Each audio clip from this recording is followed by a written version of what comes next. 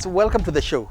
Now on this video, I'm doing it a little bit different and I want to talk about food waste. Food waste is a really big problem, and on this video what I'm trying to do is show you how you can minimize food waste, and most importantly how you can take advantage of buying locally produced ingredients. Now I'm going to show you how to make a meal, a goat curry meal with rice.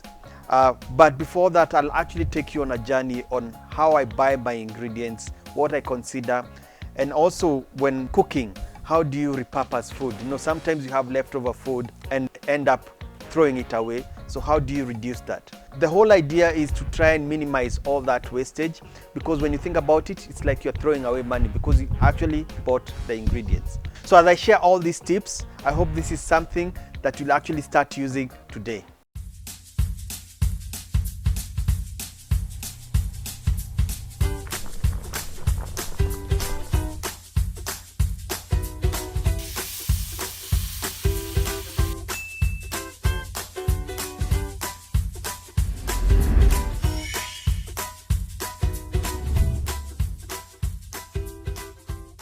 So the first thing when it comes to shopping is to do a list. We all know that.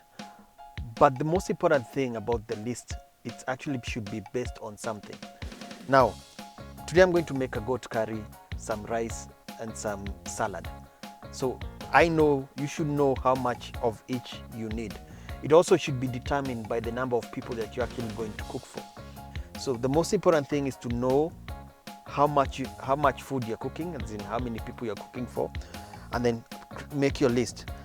Now the other thing about the shopping list is actually should be based on what you already have. If you're going to buy tomatoes, you need 5 kgs of tomatoes.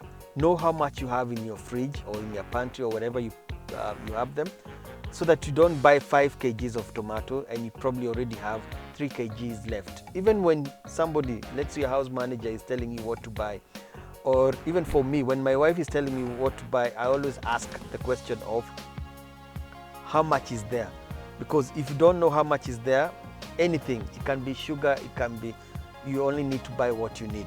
So I'll do my list and then we'll actually go for the shopping.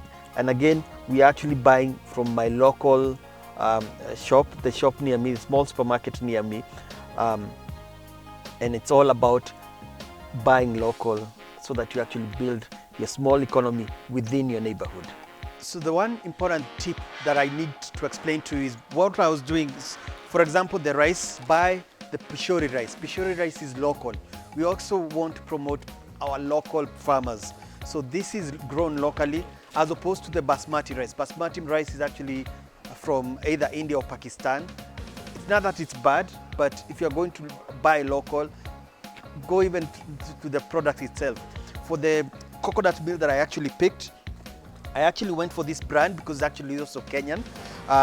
So whenever you have that opportunity to buy something that is local, it's something that is good. You see with this one has 2 different sizes. There's a bigger one and a smaller one. Now one is cream, one is milk, but the sizes will matter. So if you're not going to make a lot of food, just buy the small one.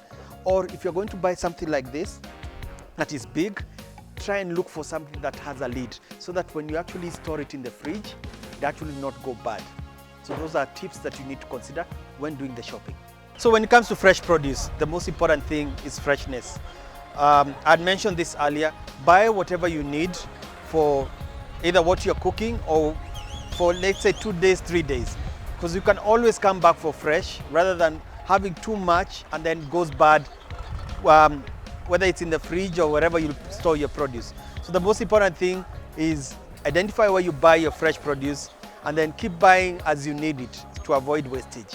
Now it's time to cook, and what is again most important is the recipe and the ingredients that we actually bought. The first thing you want to do is to prepare the ingredients, chop the onions, chop the tomatoes, then put them aside, and then when it starts to cook, it's actually with the onion with a little bit of oil and you cook the onion until it starts to brown, and at that point you will add the curry powder. Now the curry powder is determined, the amount is actually determined by how much of the curry taste you want. If you want it a little bit spicy, you can add more. Remember, you're also going to add coconut cream, so whatever seems to be like a lot will be toned down by the cream that we will add. Now, another important thing after as you're cooking is that you will also add the tomatoes once the spice has cooked. That is really important. You want the spice to cook, add the tomatoes.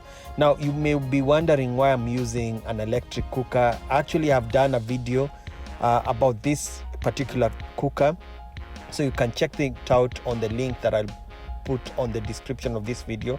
Now, you want the tomato to start cooking until it's soft if you're using a pan, but on this case I'm actually adding the meat after adding the tomatoes, because I let the meat sit on top of the tomato and onion mixture so that it continues to cook slowly. So this is an electric cooker. When you cover it, that cooking process is still controlled, so the water will actually start coming out from the meat, and you don't need to add any water. And then after about 15 minutes is when you can actually start stirring, because by that time the tomato will be cooked. And when you stir, you want all the meat to be fully cooked, so that is really important. After that part is done, now the next step you want to do as the meat is cooking is to add the coconut. Now, the good thing about the coconut cream or milk, you can always add it during the cooking process, as opposed to like cooking cream. Cooking cream, you usually add it towards the end, but you add the cooking cream to your taste, and then keep tasting to determine how much more you need depending on the coconut cream you're using. And once you're satisfied with the taste, let it continue simmering until the meat is soft.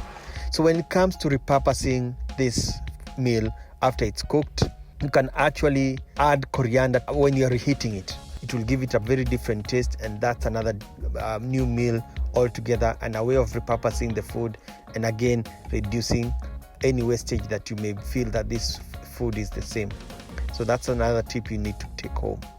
When it comes to the salad part, it's another way of using vegetables in a different way. It can be fruits that maybe you have excess of. Instead of waiting for them to ripen and then maybe go bad, you can use them as a salad. So you chop the avocado and the mango into equal sized pieces, and then to make it interesting and to give it some flavor, I'm going to chop the onions into small pieces, as well as red bell peppers to give it some color. And then this will actually give it some crunch to the salad, and give it an interesting texture. I'll finish it off with is a squeeze of lemon juice. Lemon juice will help protect the avocado from going dark or black, and it will also give it flavor. Don't forget to season as your seasoning taste, and then finish it off with chopped coriander, and that's the salad. So now we're about to eat, but I have some guests, two friends of mine, and they're actually representing you who is watching. I want to get a little bit of information on what challenges that they have at home when it comes to food waste. I'll start with Beatrice. What is your biggest challenge with food going bad, whether it's raw or cooked?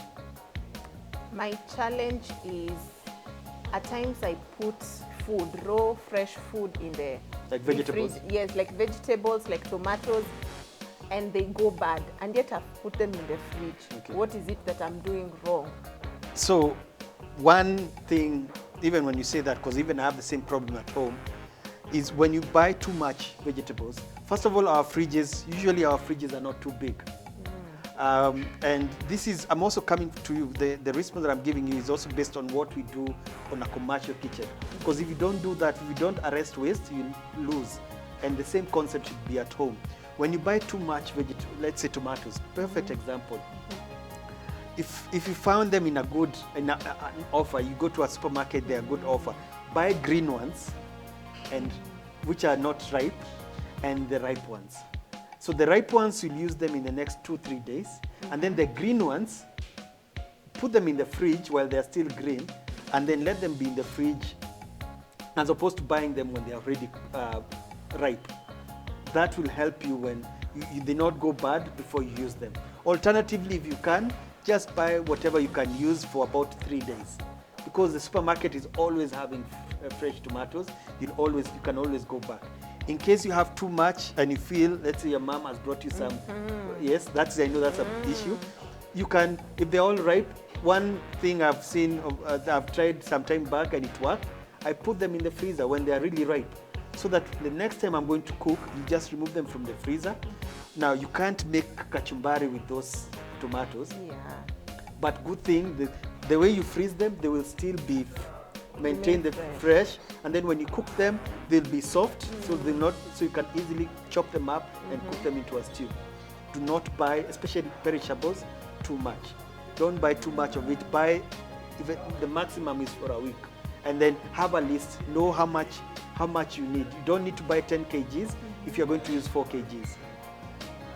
So does that mean even in a refrigerator, the way I find them having different compartments? Yes. There is a place for veggies, there is a place for fruits. Yes. What is the science behind that? Well, especially greens don't like fridge. It's about 4 to 5 degrees Celsius. That's the ideal fridge temperature. That is good for milk, meat, cheese, and everything. But for vegetables, it requires about 8 degrees. And that's why they are put on the bottom compartment, covered. It is not a direct cold circulation, so that temperature is a little bit warmer than the rest of the fridge. When you put greens, especially on top, like near where the fan is, they start turning like they are cooked dark. Yes, because greens don't like very cold temperature. So goes back to my point of, if you don't need the greens, you don't have the space to store them in the fridge, don't buy them today, buy them tomorrow when you're going to cook them. That makes sense? Yes. And then you reduce the waste. Maybe you can explain for us, when it comes to visitors at home, we find a big challenge, especially when it comes to what to cook in the menu and also the quantities. So maybe you can give us a hint on how to go about it so that we can avoid wastage. You find that at the end of the ceremony event, you have so much food leftover thrown, that is not even the one that is consumed. So maybe you can assist us on how to go about that. So first thing, when it comes to leftover, there's a way you can use leftover food so that it's not a waste.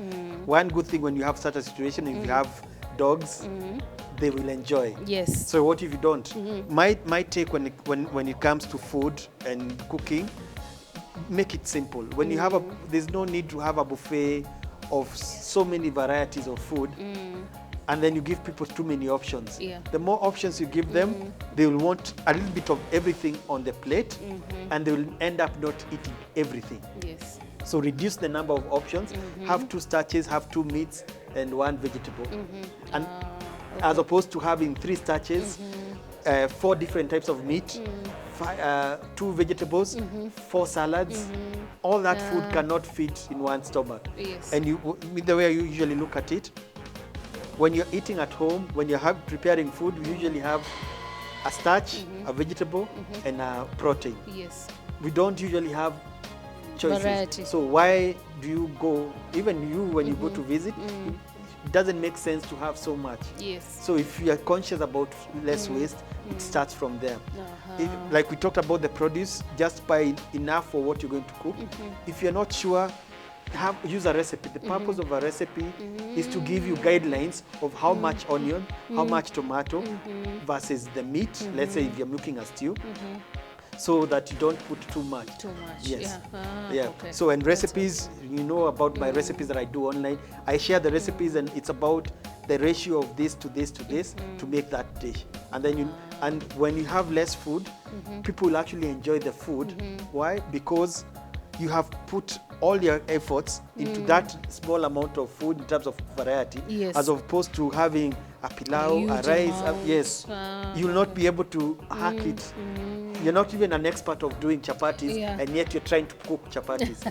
You see, don't put them there. If you're good at making rice, make it the best rice you can make so that people will enjoy. And then that will actually reduce the waste. So at this time I'm ending the video, and I want you who's watching to give me feedback about the recipe when you get it right. But most importantly, let me know what challenges do you get at home or even at place of work, if you're working in a restaurant, that it's hard for you to minimize the food waste. Don't forget that this video is also brought in collaboration with the World Fair Trade Organization, WFTO, Africa and Middle East, whereby they're all about promoting buying local and sustainable products.